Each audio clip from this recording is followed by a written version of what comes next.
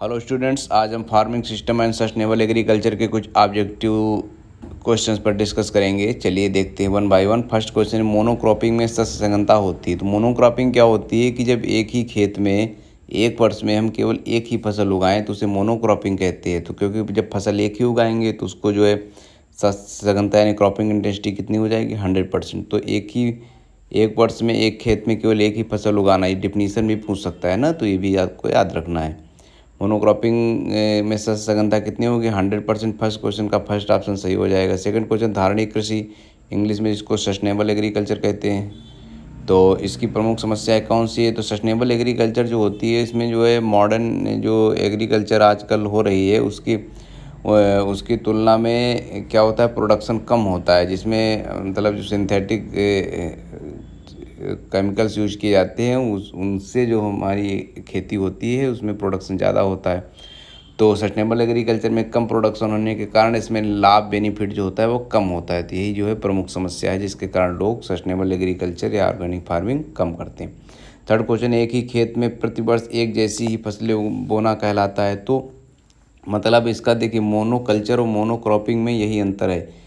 Mono culture क्या होता है कि एक ही खेत में प्रतिवर्ष एक जैसी फसल, मतलब इस वर्ष भी हमने धान उगाया, अगले साल भी धान उगाया, फिर उसके अगले साल भी धान उगाया, ये मोनोकल्चर होगा, है ना। और एक ही खेत में एक वर्ष में केवल एक ही फसल लेना, वो जो है क्या होगा, मोनोक्रॉपिंग होगा। तो दोनों में डिफरेंस समझना होगा, है ना। थर्ड क्वेश्चन है, एक ही खेत में प्रतिवर्ष एक जैसी फसलें बोना कहलाता है मोनोकल्चर। इसी टाइप के क्वेश्चंस पूछे जाते हैं जो बहुत ज़्यादा घुमाते हैं। फोर्थ क्वेश्चन, भारत की वर्तमान शस्य संघनता है। तो in crop present cropping intensity in India, है ना। तो इसमें क्या हो जाएगा, 142% है भारत की वर्तमान में क्रॉपिंग इंटेंसिटी। तो इसका थर्ड ऑप्शन सही हो जाएगा। फिफ्थ क्वेश्चन, एक खेत में दो या दो से अधिक फसलों को एक निश्चित दूरी एवं अनुपात पर पंक्तिबद्ध रूप में बोना कहलाता है। बहुत बढ़िया प्रश्न है, इसका आंसर हो जाएगा इंटरक्रॉपिंग, है ना, जब पंक्तिबद्ध तरीके से किसी क्रॉप को बोया जाए। तो फिफ्थ क्वेश्चन का फोर्थ ऑप्शन सही हो जाएगा इंटरक्रॉपिंग या अंतःसस्यन। सिक्स्थ क्वेश्चन, गेहूं और सरसों में अंतःसस्यन यानी कि इंटरक्रॉपिंग में गेहूं और सरसों की पंक्तियों का अनुपात होता है। तो जब 9 पंक्तियाँ गेहूं की बोते हैं तब एक पंक्ति किसकी बोते हैं, सरसों की। तो यही होती है इंटरक्रॉपिंग। सिक्स क्वेश्चन का सेकंड ऑप्शन सही हो जाएगा। सेवन्थ क्वेश्चन, दो या दो से अधिक फसलों को एक ही खेत में बिना किसी पंक्ति विन्यास के बोना, जब एकदम मिक्स्ड करके बो दिया जाए तो क्या हो जाएगा, मिक्स्ड क्रॉपिंग हो जाएगा। जैसे कि बरसीम के खेत में बरसीम और सरसों को साथ मिला के बोया जाता है, तो क्या हो, किसका एग्जांपल हो जाएगा, मिक्स्ड क्रॉपिंग का। तो सेवन्थ क्वेश्चन का फर्स्ट ऑप्शन सही हो जाएगा। एट्थ क्वेश्चन है, पहली फसल की कटाई से पहले उसी खेत में अगली फसल का बोना। जैसे कि मान लो कि हमने क्या किया, धान की कटाई करने के जस्ट पहले उसमें बरसीम बो दी, है ना, तो वो क्या हो जाएगा, रिले क्रॉपिंग हो जाएगा। तो इसका फर्स्ट ऑप्शन सही हो जाएगा। नाइन्थ क्वेश्चन, एक ही खेत में विभिन्न ऊंचाइयों की कई फसलें उगाना कहलाता है। कि जैसे हमने पहले हल्दी बो दी, उसके बाद में हल्दी बोई, हल्दी के खेत में ही उसी में पपीता लगा रखा है, तो इस तरीके से जो मल्टी स्टोरेड क्रॉपिंग हो जाएगी, है ना, तो वो क्या कहलाएगी, तो कई मतलब बहुमंजिला खेती, पपीता लगा रखा है और उसी में क्या है, सागौन भी लगे हैं किनारे किनारे। तो ये अलग अलग ऊंचाई की जो चीज़ उगाए जाएंगे प्लांट्स, वो क्या हो जाएंगे, मल्टी लेवल बहुमंजिला खेती कहलाएगी।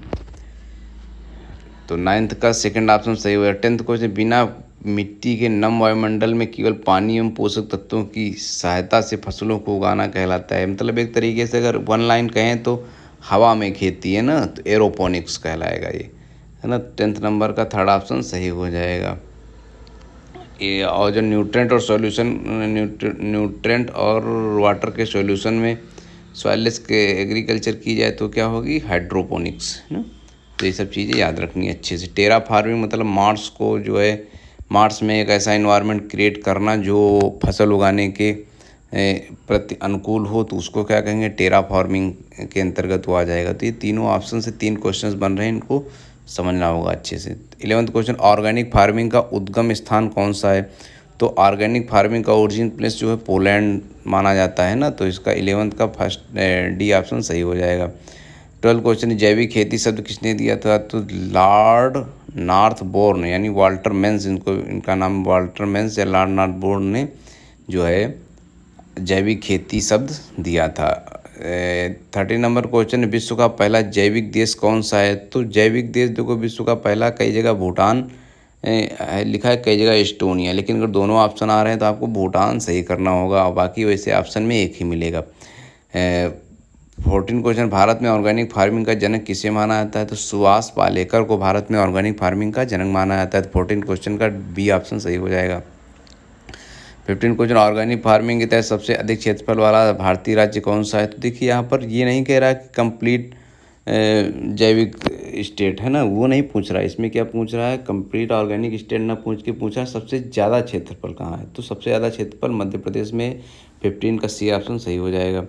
16 क्वेश्चन, भारत का पहला पूर्ण जैविक, देखिए दोनों में अंतर है, सर्वाधिक क्षेत्रफल वाला राज्य मध्य प्रदेश है, लेकिन पूर्ण जैविक राज्य सिक्किम है, यानी कंप्लीट ऑर्गेनिक स्टेट कौन सा है? सिक्किम, पहला कंप्लीट ऑर्गेनिक स्टेट है ना। तो 16 का डी ऑप्शन।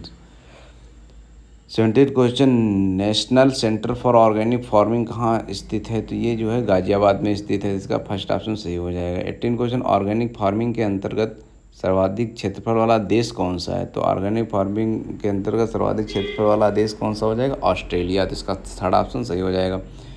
19 क्वेश्चन, आईफोम है ना, तो आईफोम का जो है international federation of organic agriculture movement की स्थापना यह कब शुरू हुआ, इसमें कह सकते हैं। तो ये जो है 1972, 1972। तो 19 नंबर क्वेश्चन का जो है सेकंड ऑप्शन सही हो जाएगा। 20 नंबर क्वेश्चन, टिकाऊ कृषि का मुख्य उद्देश्य, टिकाऊ कृषि मतलब इसको इंग्लिश सस्टेनेबल एग्रीकल्चर कहें है ना, तो इसके जो है बेहतर माहौल, सामाजिक और आर्थिक समानता और लाभप्रद, यानी कि इसके डी ऑप्शन सही हो जाएगा, जिसमें ऑल ऑफ एबव सभी जो है ये जो है उद्देश्य हैं किसके? सस्टेनेबल एग्रीकल्चर के। 21 नंबर क्वेश्चन है, टिकाऊ खेती की सबसे महत्वपूर्ण विशेषता कौन सी है? तो इसका जो है इको फ्रेंडली फार्मिंग जो होती है, ये टिकाऊ खेती यानी सस्टेनेबल एग्रीकल्चर होती है। तो पारिस्थितिकी सामंजस्य, यानी कि जो रिसोर्सेस हैं हमारे नेचुरल रिसोर्सेस, तो उन पे कोई प्रतिकूल प्रभाव या वायुमंडल या बायोडाइवर्सिटी जो है उस पर कोई प्रतिकूल प्रभाव ना पड़े, यानी कि पारिस्थितिकी के साथ सामंजस्य बिठा के जो खेती की जाए वही टिकाऊ खेती या सस्टेनेबल एग्रीकल्चर कहलाएगी। तो 21 नंबर का क्वेश्चन का फर्स्ट ऑप्शन सही हो जाएगा। 22 नंबर क्वेश्चन है, वर्तमान में भारत या दुनिया में किसी भी अन्य सिस्टम ऑफ फार्मिंग की तुलना में किस पर अधिक ध्यान दिया जाता है? तो जैविक खेती पर आजकल बहुत ज़्यादा फोकस किया जा रहा है। वर्तमान में जो इंडियन गवर्नमेंट है वो भी जैविक खेती को बढ़ावा दे रही है। तो ये 22 नंबर क्वेश्चन का है थर्ड ऑप्शन सही हो जाएगा, जैविक खेती। 23 नंबर क्वेश्चन, ऑर्गेनिक फार्मिंग की क्या आवश्यकता है? तो ऑर्गेनिक फार्मिंग की क्या आवश्यकता है? संसाधनों का सतत उपयोग, मतलब एक साथ उपयोग नहीं करना है, सतत उपयोग करना है ना, लगातार और कम मात्रा में किसी रिसोर्स का दोहन करना है, ये नहीं कि एकदम जो है उसको नस्तनाबूद कर दिया है ना। तो ये हम इस तरीके डिस्क्राइब करके इसलिए बता रहे हैं कि ज़रूरी नहीं क्वेश्चन जैसा हम इसमें बता रहे हैं वैसा ये हो सकता है, थोड़ा घुमा दे, इसीलिए हम थोड़ा सा डिस्कस करके उसको बताते चल रहे हैं। तो 24 नंबर क्वेश्चन है, term permaculture was given by, मतलब पर्माकल्चर शब्द किसने दिया था? तो बिल मोरिसन और डेविड होल्मग्रेन है ना, ये दोनों लोगों ने टर्म पर्माकल्चर के लिए दोनों लोगों का नाम आता है ना। तो इसमें से थर्ड ऑप्शन सही हो जाएगा, ए और बी दोनों। 25 नंबर क्वेश्चन है, किसी खेत में एक वर्ष में केवल एक ही फसल लेना कहलाता है? मतलब कि पूरे साल में, जैसे हमने इस समय मान लो धान का सीज़न चल रहा था, इस समय हमने धान उगा ली, उसके बाद फिर कुछ नहीं बोया, अगले साल फिर जून जुलाई में धान ही लगाए, तो ये कंडीशन क्या कहलाएगी? मोनोक्रॉपिंग कहलाएगी ना। मोनोक्रॉपिंग में क्रॉपिंग इंडस्ट्री कितनी रहती है? 100%। तो ये सब चीज़ें याद रखनी है। कुछ क्वेश्चंस अच्छे अच्छे हमने सेलेक्ट किए, हो सकता है इसमें से काफ़ी आपके लिए इम्पॉर्टेंट लेक्चर रहे, यूजफुल रहे क्लास। तो यही 25 क्वेश्चन थे। बहुत बहुत धन्यवाद।